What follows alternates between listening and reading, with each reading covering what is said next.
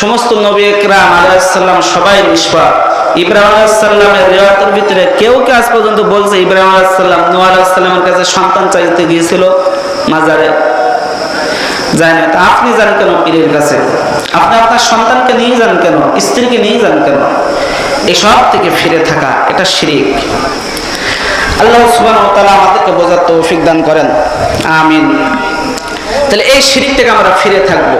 তাহলে ইন্নাল্লাযিনা ক্বালু রাব্বুনাল্লাহ, যারা বলবে আমাদের রব একমাত্র আল্লাহ। হযরত মুআয ইবনে জাবাল রাদিয়াল্লাহু তাআলা আনহু থেকে একটা হাদিস বর্ণিত।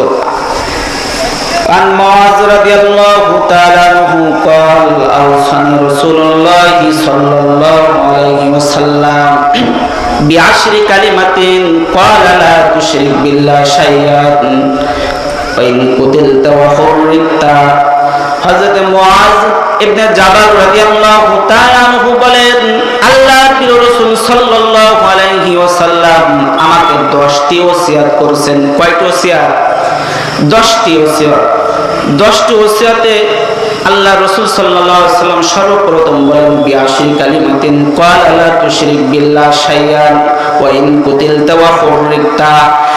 তুমি কোন সময় আল্লাহ তাআলার সাথে শরীক করবা না, যদিও তোমাকে শিরকের জন্য কোন মানুষ তোমাকে যদি কতল করে ফেলে এবং আগুনে ফেলে দেয়।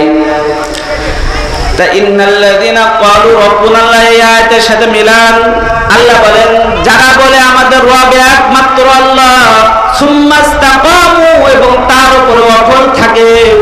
অটল থাকার অর্থ হলো এটাই, যারা মুআয